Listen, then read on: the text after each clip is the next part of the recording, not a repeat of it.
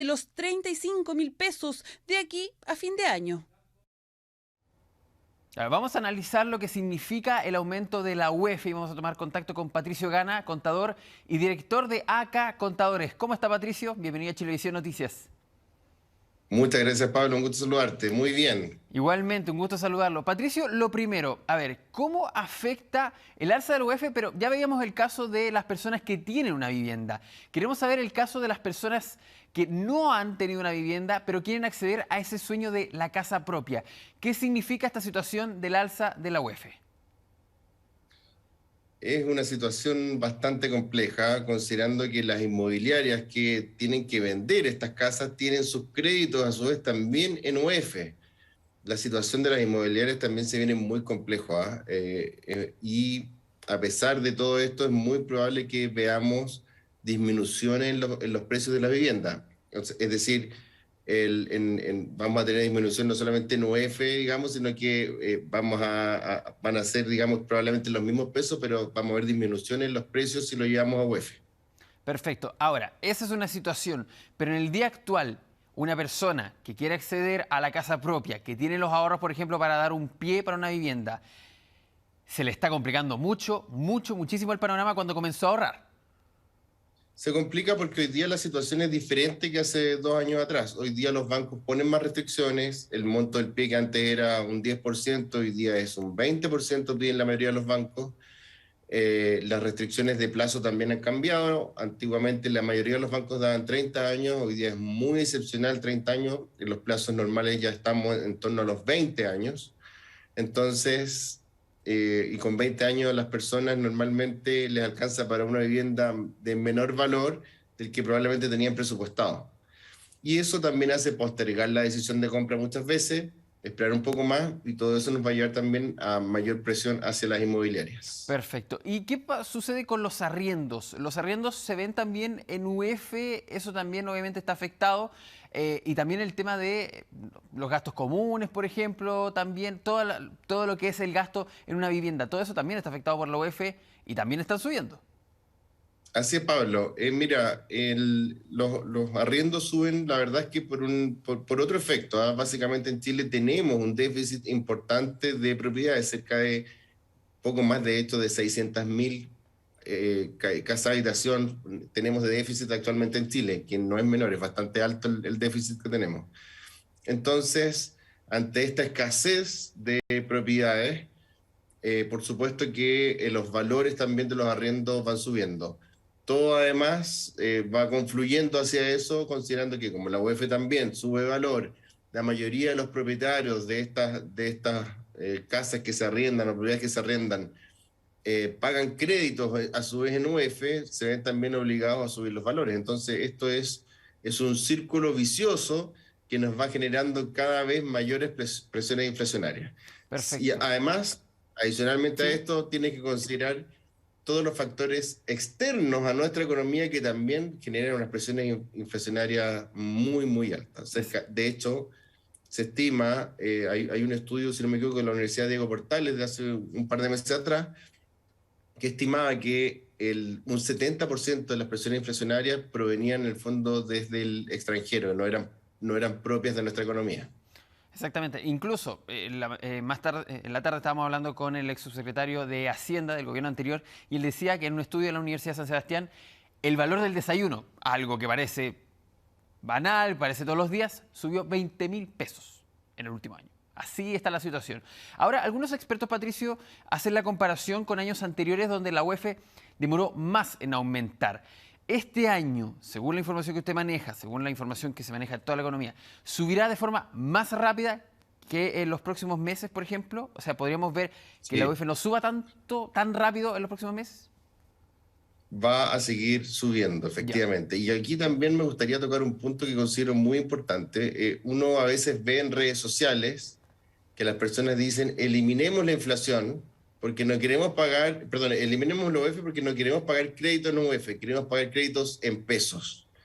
Y quiero aclarar al tiro que eso la verdad es que no es viable, porque las personas creen que, por ejemplo, si el banco me cobra un 5% de tasa de interés en UEF, me va a cobrar el mismo 5% en pesos, y eso no va a ocurrir. O sea, probablemente con inflaciones actuales el banco estaría cobrando tasas cercanas quizás a un 30% o 40% anual,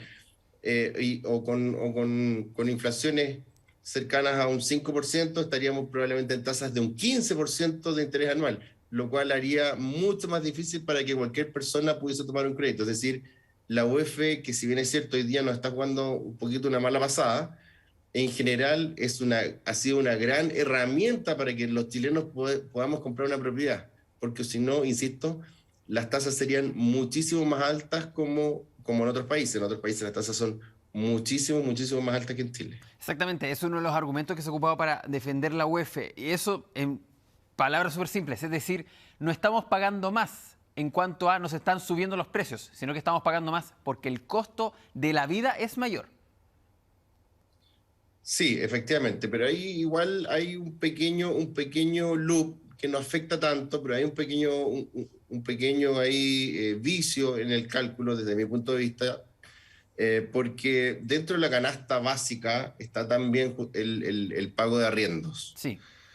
Eh, y, mm, y el pago de arriendos, al subir, si me afecta en el IPC a su vez me va a afectar el valor de la UEF. Y si me afecta el valor de la UEF, voy a tener un impacto nuevamente en el valor de los arriendos porque el costo al dueño de la propiedad le va a subir. Entonces, normalmente ese tipo de efectos se desprecia porque tiene incidencias que son relativamente bajas, pero hoy día ya no son tan bajas y cuando podemos quizás descontar, aunque sea un 0,1, 0,2% del total de los valores, termina siendo probablemente algo relevante. Eso, Patricio, se lo voy a consultar al tiro, pero antes quería preguntarle por el tema de cómo se ve el panorama de aquí a diciembre. Seamos bien acotados en el plazo. ¿La UEF va a subir muchísimo? ¿Vamos a llegar Va a a los subir. 35.000 pesos? Desde mi punto de vista, sí vamos a llegar a los 35.000 pesos. Y aquí quiero aprovechar de dar otro dato. A veces nosotros miramos solamente la variación de IPC, pero la verdad es que la variación del índice de precios industriales, estamos en cifras cercanas a un 20% y hemos incluso tocado cifras de un 30% de variación de precios interanual, que es altísimo. Por lo tanto, todo indica de que esto va a seguir aumentando y vamos a llegar a los 35.000 pesos a fin de año. Exactamente. Para quienes conozcan esas cifras, están en el INE y si uno se quiere hacer una idea, se puede ir a una tienda, a una tienda que venda material de construcción y ahí también puede consultar y se va a dar cuenta también un ejemplo muy microeconómico de cuánto está aumentando también el valor de construir, por ejemplo, una vivienda o un edificio justamente. Ahora, Patricio, usted hablaba del tema de la composición. Lo veíamos en la pandemia. Se dijo que bajaron, el IPC incluso tuvo una baja debido a que se incluían los pasajes de avión. Nadie estaba volando, por ende, los pasajes habían disminuido mucho su precio. Hay un problema, hemos tenido un problema en el último tiempo con cómo medir el aumento de nuestra economía, el aumento de los precios, las variaciones. Sí, es algo discutible, efectivamente. Para que la gente entienda, hoy día tenemos poco más de 300 bienes y servicios, que si no me equivoco son 303 que componen la canasta básica. Y efectivamente tenemos algunos ítems ahí adentro que podrían ser no tan comunes o no tan del uso en el día a día. Tenemos también vinos, tenemos helado, tenemos harina de trigo, en fin. Tenemos, por ejemplo, avena. Y, en fin, tenemos muchos productos, tenemos algunos alimentos de comida rápida. Tenemos, la canasta básica efectivamente es representativa, pero tal como dices tú, en tiempos de crisis, hay algunos de estos bienes y servicios que las personas dejan de consumir y empiezan a sustituirlos por otros. Por lo tanto, esta canasta básica que debiese representarnos deja de ser tan representativa en estos tiempos bien puntuales. Desde mi punto de vista, y aquí es una opinión muy personal y probablemente van a haber muchas personas que no van a estar tan de acuerdo conmigo, pero sí aprovecho de plantearlo. En estas épocas, nosotros debiésemos utilizar la inflación subyacente, no la variación de la canasta básica. Y la inflación subyacente, para que la gente lo entienda súper fácil y súper rápido, es básicamente el mismo IPC, pero le eliminamos aquellos elementos que generan mayores distorsiones de precio, como son básicamente, por ejemplo, electricidad, Perfecto. combustible, digamos, lo que tiene que ver con la materia, con el tema energético. y le eliminamos también el precio de los alimentos no procesados. ¿Ya? ¿Por qué? Porque las frutas y las verduras me generan a Patricio. veces también distorsiones temporales. Perfecto. Vamos a seguir conversando y para que siga explicando esa idea y también lo quiero dejar invitado a que hablemos el tema de la contabilidad ya directamente en una familia. Pero antes vamos a ir a una pausa y ya volvemos con más informaciones en Chilevisión Noticias Cierre.